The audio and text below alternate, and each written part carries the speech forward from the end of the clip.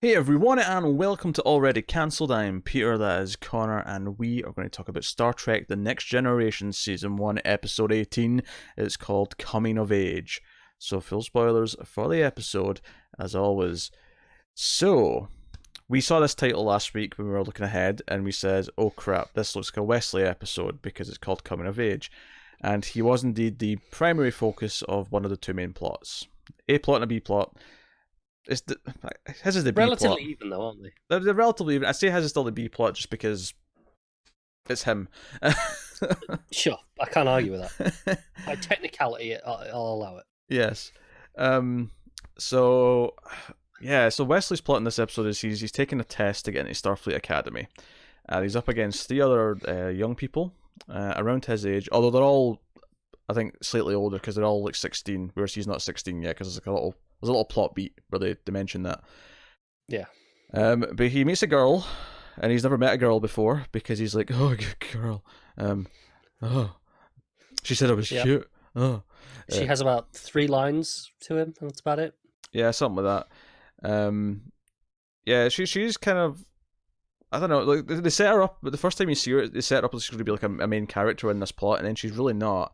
There's also a Vulcan who's barely has any lines. It's really him and might as well not be there. Yeah. It's really, I mean, I guess it's just there to be like, okay, it's more than 3 people that take this test at a time. Yeah, at least with the girl, there's reactions, like in sense of, Wesley reacts to her being there. The Vulcan, just nothing. Yeah, I mean, the others are basically to show that Wesley is really good at everything. I mean, that's basically the point. Except, of course, the other main candidate, who's the Benzite, is the race. Get you. Yeah, well, the Benzite, I can't remember his name though, admittedly, but Benzite Doesn't matter. Oh, it's Murdoch. I'm just glancing at the credits. Murdoch. I knew it would click when I seen it. He's. Do you know what it was making me think of? Actually, it was making me think of Darth Vader when he's got his mask off and he talks into the thing. I can see it. It's almost like a harmonica that he's got kind of in front of him. Oh, yeah, but it's like it's got this gassy effect. Yeah. So he's there, and Wesley helps him out at one point because he's struggling with one of the tests, and it's like showing Wesley's compassion that even though he's competing with this guy, that he helped him out, and it kind of lowered his time a little bit on the test and so on. Do you know the weird thing about this plot? Actually, the thing that stuck out to me the most was on one of the sets for this, one of the hallways. Is that often they'll do like that trick where they put a mirror at the end of a hall to make it look twice as long. Here they just had like a map painting, and it had like a hallway with a door at the end of it, and it looked like so fake, and it was really bugging me. Yeah, they're better off with the mirror. They really are. Now, admittedly, I get why they didn't in this case, because the actual set wasn't long enough to make the mirror trick work, because it still has to be long enough that you can get the effect out of it. But I don't know. It was really weird. It's like don't shoot a scene where that's the background to the entire conversation. It's just because it's the scene where Wesley's talking to the Benzite, and it's kind of one of these it's like a set up test where this guy bumps into him, and the whole test is to show Wesley is willing to like stand up for himself and not just take it like a chump. It's no. It's about adapting to the different culture. Okay. Sure. The guy's this other race, and it's he doesn't respect courtesy, so you've got to be blunt. Yes, I think it was also partly about Wesley sticking up for himself, though. Sure, but they didn't say that. I don't know. That's kind of how I was reading it, no matter what they said. Also, it would have really helped if they'd actually like had an alien pass by him or something. This was just a human. It looked human. Yeah, I know. I think that was the point, though. I don't know why I'm defending this plot so hard.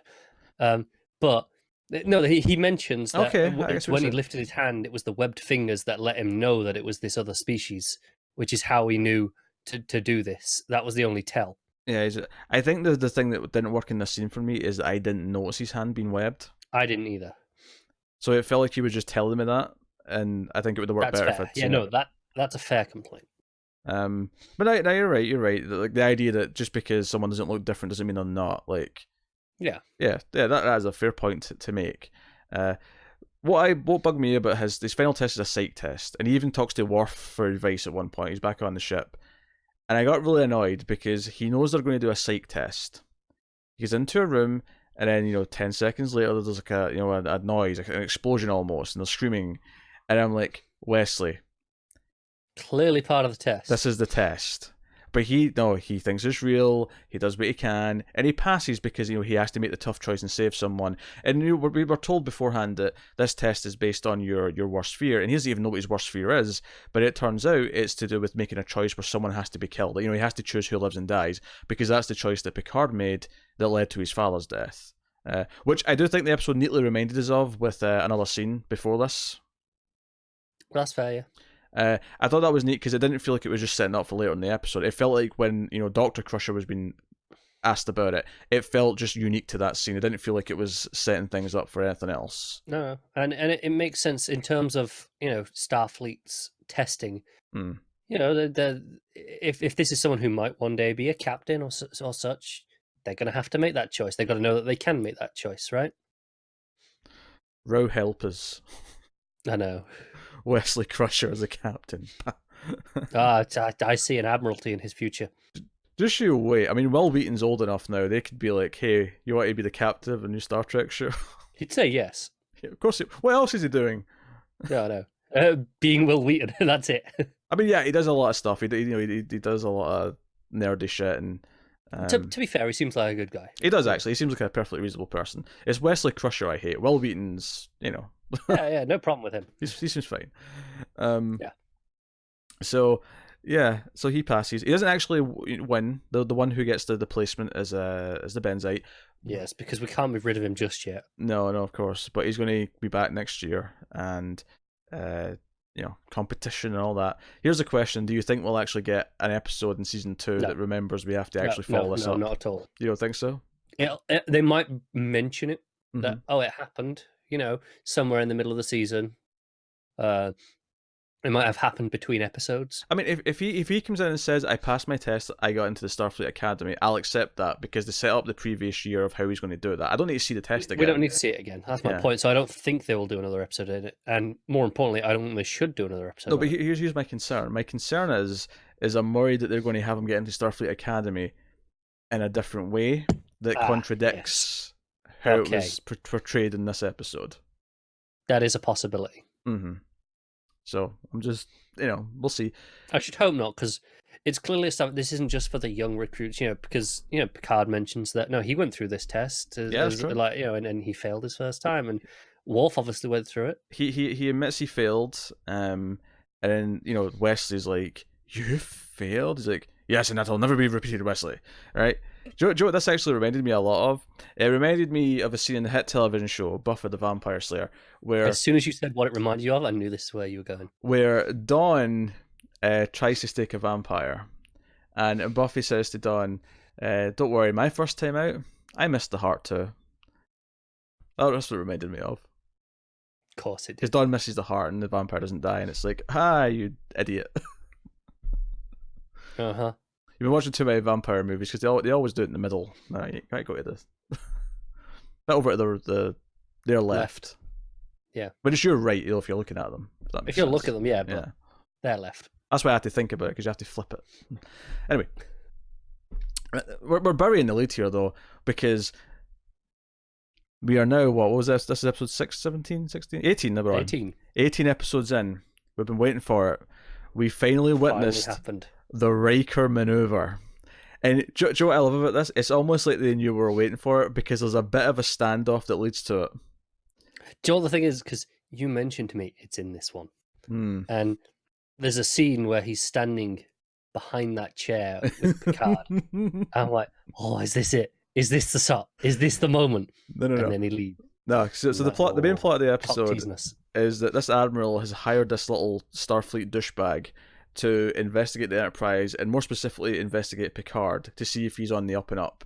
Because, and this is something else, like I'm not like part of me thinks, like, was this the first episode of Star Trek that I can remember that actually seems to be teasing some big thing that's coming later? Because it felt like this admiral's like, there's something big, there's changes in Starfleet, there's an enemy, and I don't know if it's from within Starfleet or outside Starfleet, but something's threatening like the whole system.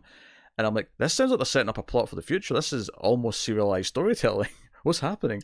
I know, it's impressive. And part of me is worried that they're never going to follow up on this and it's actually meaningless. Hopefully not. Hopefully this actually goes somewhere. Maybe this is one of the things that happens. And the weirdest thing about this is I just did a Babylon 5 today, and the plot of that episode is that someone was on the station investigating Sinclair and the crew to make sure they're on the up and up, and I thought it was funny that it's a staple, isn't it? Yeah. So that's going on, right? And that's all fine. But so this guy that he leaves to investigate, this young, very eager, try to basically show how big his balls are every time he talks to anyone and what his authority is. And Riker at one point says, "I'm not going to talk to you. I've got duties to do," and he walks out on him, and he's being defiant. But eventually Riker comes back, and Picard's like, "You all right, number one there?" And he's like, "I should apologize, Captain. I was acting out of line." So the guy gets him in, right? And he sits down in Picard's chair in the ready room, and Riker's standing behind the chair with his arms folded. He's like, "All right then, ask your questions." He's being all tough. And he's like, "You might as well sit down. It's going to take just as long." And I'm like, oh, and it's like a proper standoff, because after he says that, I was like a couple of seconds of like, is Riker going to stand just to piss him off? But then he steps forward and he does it. The leg goes right over the back of the chair. Oh, it's glorious. And I cheered. Something special. We finally got the Riker maneuver, and it was glorious. So I can't. What else can you ask for in an episode of Star Trek: The Next Generation? Les Wesley. True, yes, Les Wesley. That's a good point. But I'm not gonna lie, this made up for a lot of it. Do you know what's interesting about this episode? I think this episode is decent, and I think one of the weird things about it is that it doesn't even try to pretend there's a big plot going on. This whole investigation, it quite rarely turns out to be a dud. Like, of course Picard's not, because eventually the Admiral comes back in, and this guy comes in and says, "Yeah, I've looked through everyone," and it references a lot of previous episodes, which I liked. It brought up a lot of previous episodes and things that decisions that Picard has made in the past. Yeah. And I was recognizing most of them. And he's like, "Yeah, I mean, the crew's maybe a bit overly friendly with each other, but that comes from a place of solidarity and family is the word he uses." Yeah. And it's like, okay. And even as he's leaving, he says, "Captain Picard, my time, my service at the internal affairs, if you will, is up in 6 months. I'd like to serve here when I'm done." And all I could think was, piss off. We're never seeing you again. No, not happening. Not even remotely happening. And so finally, this is where Admiral tells Picard why he's investigated him, and it's like, okay, there's this threat coming from the outside, and then it just becomes about Picard if he wants to accept this new position, because he offers him a promotion to Admiral, and to run Starfleet Academy, which is Commandant of the Academy. Which is funny, because I was like, is that what the new show is going to be? Is Picard going to be running the Academy? Because remember how one of the original shows that they announced was a Starfleet Academy show, and then we get announced later a Picard show? I'm almost wondering if they're actually the same show. Yes, because it's worth noting the Academy show was never announced. That was part of the initial leak. Yes. So that was never an official, we're doing a Star Trek Academy show. But it was in the list of things that were in the list of things that they were going to do. That were in development. And then they announced a Picard show. It wouldn't shock me if that ends up being the Picard show as the Starfleet Academy show. Not at all. Which would mean that it was something they've picked up on, even if it's never mentioned again. It was something that was suggested that he might be good for all the way back in season 1 of the show. And he was interested in it. It wasn't like an immediate no. I'm going to stay here. He was tempted, but he ultimately decided that his place was on a starship that he wanted to. Yeah, and Riker was like, "Hey, you'd be great at that. That's perfect." So yeah, maybe it will be. Maybe that's what he'll be doing in the new show. Maybe he won't be on a starship, or maybe he'll start off at the school, but he'll be called into action because of whatever the threat is. I could see that. So it's every Star Trek movie ever. Sure, but it'll play out over 3 seasons, so it's fine. Yeah, no, it's like. But I'd be okay with that. So yeah, and obviously he basically, and we don't even need to hear him tell the Admiral, because he's already made his choice when he's talking to Wesley. He's like, "I have to go and disappoint an Admiral." By the way, this is all in the fact that he's having him investigated. This is probably the nicest Admiral we've had on Star Trek. Yeah, it is. He doesn't try and take control. Doesn't try to take control, not really. He's like, "Look, let my guy do what he needs to do, but he's not going to give me your ship." Yeah. So credit for that, I suppose. Yeah. That was an alright episode. It's kind of one of those things where the Wesley stuff was maybe a bit more tedious in places. But the central the fact that it may be building to something is really exciting for Star Trek. I tell you what felt like a superfluous, pointless plot. Oh, go on. The side thing with the kid stealing the shuttle. Oh, yeah. Well, this is the thing, though. That's only there for Picard's plot, to show that Picard's a good captain in front of the other dude, right? Because he dismantles the situation. It felt like it spent time setting up a reason for this guy to do this, and having a scene afterwards that it felt like they dedicated just too much time to it. I think the scene before was okay because they did this thing where it tied into Wesley, because this guy was supposed to be going as well, but he didn't pass the on-ship test to go down. Yeah. And take this test, so he's really upset, and then he steals the little shuttle later, and Picard has to talk him through how to do a little trick so he doesn't burn up in the atmosphere of this planet. And it's all very impressive, and it was fine. It did feel a little bit shoehorned in the sense that we just introduced him in that one scene just so we could do this later. Yeah, but at the same time, and then it was having the scene after as well. I get it's for Picard's stuff, but it just felt like we spent a little bit too much time on it. But the thing is, though, as much as it feels shoehorned in that they had that one scene with Wesley to set him up, would it have felt even worse to just have some random dude stole a shuttle on the Enterprise when that's never happened before? Yeah, I know. Honestly, I'd have probably cut that whole thing. Okay, how would you show he's a good captain to the dude then? What act would you give him? What crisis? Any number of things. I don't think there needs to be a crisis. Well, the writers of this episode clearly did. I know they did, but they're wrong. It's literally the only action scene in the whole episode. Oh, it is, and that's why it sticks out, because it feels like it's just put us there to have an action sequence. It's pointless. It doesn't do anything. The guy, through all of his talks with everyone, comes to the conclusion that, hang on, this is like a family here, and clearly that stems from the leadership.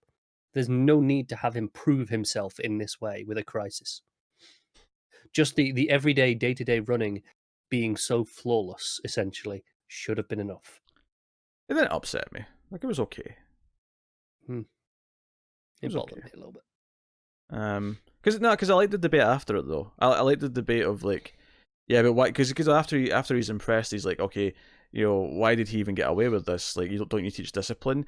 And he's like, he's young, he made a mistake, and yes, he will be reprimanded, and he will have a refresher specifically on discipline. I liked the argument afterwards, because it was how Picard argues that, okay, obviously this was a wrong thing for him to do, but he shouldn't just be thrown out for it. Sure, there's room for growth here. There was some nuances to it after the fact. It wasn't just the action scene.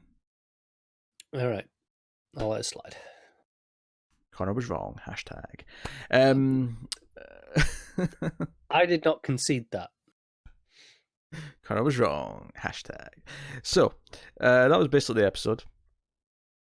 Yeah, it was all right. There was some interesting elements in there. I liked the conclusions that they come to. I actually liked the Picard Wesley scene of all things. Picard obviously is the one making it better, but yeah, that's because Patrick Stewart can make any scene watchable. Yes. Oh, I don't know about that. There were some scenes in I've forgotten the title now. The third episode, Code of Honor. That was it. Yeah. He was in some of those scenes. They were not watchable. He just didn't have enough to do in those scenes to be watchable. But yeah, so what's coming next time then? We like to look ahead and see. So episode 19 is called Heart of Glory. The Enterprise searches for answers as to why 3 Klingon warriors were the only survivors aboard a freighter just inside the neutral zone, which was seemingly attacked by a Ferengi ship. Oh, we get Ferengi and Klingons next episode. I'm down. Yeah. I'm down for that. How bad's the rating? It seems comparable to this one, actually. It's 0.1 higher. Sure, I'll take it. Yeah. This was a fine. This was not a bad episode to watch. There was some decent stuff in there. It's definitely not an exciting episode or one that I think will even be that memorable necessarily, but it's fine. Yeah, it was fine. So we'll see what that is next week. But yeah, that has been Star Trek: The Next Generation. By all means, let us know what you thought of the episode in the comments below. Like and subscribe, all that stuff. Get us on the Twitters at mail_fuzz for channel updates. If you'd like to support the show and the channel and everything else we do here, you can head over to patreon.com/MailFuzzTV, where you can support us for as little as $1 per month. As part of that dollar, you get these episodes of Star Trek a week early. You also get bonus episodes of other things and other stuff early and exclusives and all that kind of thing. And if I'm going to promote stuff here at the end, it's worth mentioning the other classic shows that do get covered, via already cancelled in some form. I occasionally do Babylon 5 reviews on my own. They're not as consistent as the other stuff, but I do try and get through them. Me and Tara have been doing classic Twilight Zone reviews, so we go through those. And then me and Tim... more coming soon. And there's more coming soon, because we passed the goal on Patreon, so... There's another already cancelled coming very, very soon. Another sci-fi show as well. And not exactly already cancelled, but it's essentially already cancelled, as me and Tim doing Tales from the Crypt, which is worth mentioning because we're almost finished it. We are deep into season 7, which is the final season, and that is almost complete. So... Took you long enough. It doesn't take us that long, really. I'm kidding. We started in what? We started probably not too far away from when we started Star Trek. Maybe a little bit earlier. No. I don't care. I was just making a jig. But yeah, that is us. So thank you once again for watching and listening. We always appreciate it. Keep watching Star Trek and sci-fi. And to everyone but Connor, live long and prosper.